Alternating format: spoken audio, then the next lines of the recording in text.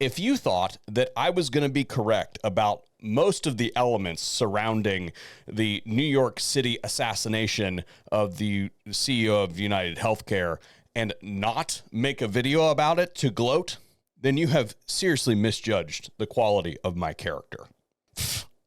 BNT Station 6. Go back to Reddit. Now, I'm a little bit over time today because I was delayed this morning by my wife getting to the office a little bit late this morning, and I have another project that I have to complete this afternoon that requires actual testing, and there's a rainstorm that's going to move in. So I need to move through this quick today. We're going to do a quick analysis of the firearm that was recovered from the alleged suspect in this crime. And also, I would like to point out that there is not currently an image of the suppressor that was used. And I have my own thoughts about that. So we're going to war game out what is involved in that and what that could possibly mean. But before we do, I want to really, really quickly just point something out, because it's not very often that a member of my ethnic group is involved in a high-profile crime these days. There was a period of time when my folks were all over the place, but let me just say it like this. Luigi in New York City with that unibrow, tell me that this guy's family doesn't own an Italian restaurant in the Bronx or something like that. He's got marinara sauce running through his veins, folks. All three of his names have too many vowels in them, like the type that you have to pause for a second and kind of sound it out to figure out how to say it. I know there's a really good story out there about being angry at the healthcare situation, and, you know, that kind of resonates with a lot of people these days. You know, that sounds like a really good cover story, but I'm telling you, they bottle that dude's sweat and sell it as olive oil. Look, I'll put it like this. My great-great-grandfather Dominic, we have no definitive proof that he was a mobster, but the dude was deported back to Italy 9 times. He subsequently started a family each time he changed continents, but that's beside the point. Didn't breathe a word of English. Had no idea what he did. I'm just saying that maybe somebody forgot to pay their protection money.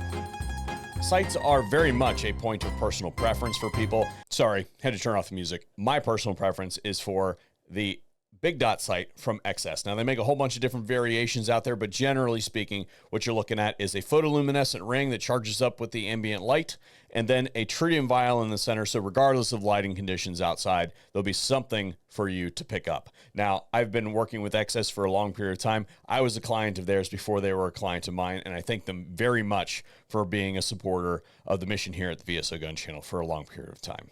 Go give them some love. Now, there's a lot of speculation out there about the weapon that was recovered on the suspect, again, allegedly, and we have an image of it, and it's the same image that everybody's working off of, and of course, this is an image that was taken by cops that don't know anything about guns or cameras, and obviously can't operate either of them. So this is what we all have to work with. I wish it was better, but it's what we have. Now, there's a lot of questions out there. Is this a homemade firearm? Is this a 3D printed gun? And there are some indicators here. What I will tell you is that I do not believe that this is an OEM Glock that was modified. And there are a couple things that lead me to believe that. And it is entirely possible, but I would say that we're talking a percentage game here. Now, there's a lot of attention that has been drawn to the slide. I believe this to be an OEM slide. So that doesn't mean that this gun is somehow an OEM gun. It just means that that is likely an OEM slide. It looks like a slide that you get on regular Glock. Now, the frame, the part in question here, there are some strong indicators to me that this is definitely a homemade firearm of some kind. Now, specifically, let me draw your attention to the cutout for the magazine release here.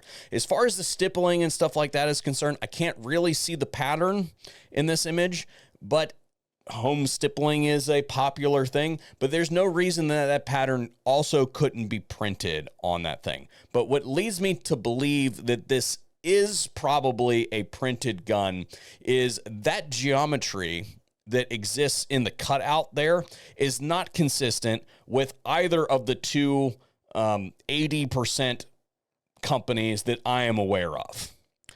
That cutout, I think we can all agree here, is a machine cut type of cutout. So some machine did that. Now, whether that was a 3D printer or whether that was something that was done as part of an 80% that I am unaware of, but neither of the two companies that I am familiar with have a cutout that looks specifically like that. It's close, but I would say that the lines are too crisp on that. That comes from some kind of machine doing it. Could be a 3D print. Now, I'm also going to draw your attention to the dovetail here. It seems to me like there's some extra material on the dovetail that should not be there. If you look at Glock Gen 3, 4, or 5, they don't really have the existing material there to cut a swoop out of it like has been cut here. So I guess what I'm saying is that the material right there definitely looks like it has been modified by hand in some shape, manner, or form. Like they took some kind of stippling gun or some kind of razor and cut it. It has been hand modified there. But in order to be modified in that way, the material had to be there in the first place. And that geometry is inconsistent with anything that is just available either from Glock themselves or from those two 80% manufacturers that we've mentioned previously. That doesn't really exist in the wild. So it is my opinion, paired with the, how do I put this? The shininess. I know it's a black image, so this is hard to come across, but PLA, black PLA gives that kind of look to it. And I would say that it is very likely 3D printed. Now, there's some other stuff here at the bottom of the image that could be lining from the 3D print. Some portions of 3D print, depending on how you stack your layers. Again, I'm not a 3D printer, but some of those things you can sort of see that catch the light in a certain way, and you can sort of see where it's been stacked up over time. That could be consistent with that. That could just be where it got dropped and scuffed across the ground, right? So that's what I would say about the frame. I would say that if I had to place a wager, I would say that this is likely a 3D printed frame.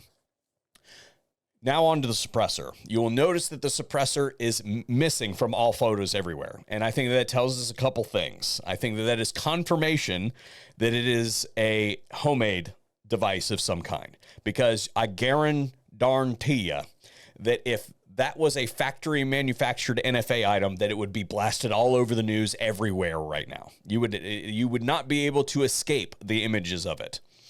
I don't believe that you will see an image of that come out unless the scrutiny ramps way, way up. I think that they'll just say that it was a silencer and move on from there. However, I will add one caveat to that. If that device was also 3D printed, you can sort of do that. They're not very good and they don't last very long.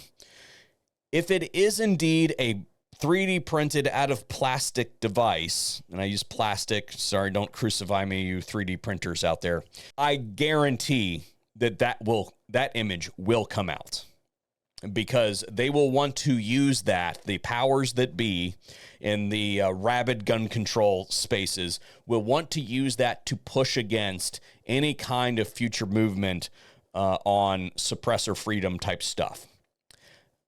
And specifically, they will want to use it to go after the 3D printing people. So I think that if it is just one of the like trash wish.com, Temu drilled out, what's the term I'm looking for? Solvent trap things, you may or may not see that image come out, right? Because that kind of flies in the face. But they might have a vested interest in releasing that image for the purposes of going after the 3D printed people. But if it is a factory manufactured can, you will absolutely see that image. But to go back to what I said, to predict, I don't think that you will see an image of the can, because I believe that it is going to be one of those junky homemade ones that wasn't a 3D print, or something from a a hardware store special or something like that. And that directly flies in the face of Gun Control Works. And I don't think they'll have a vested interest in showing that versus the other two. They would want to use that in some certain way. I would like to know what you guys think about this in the comment section down below.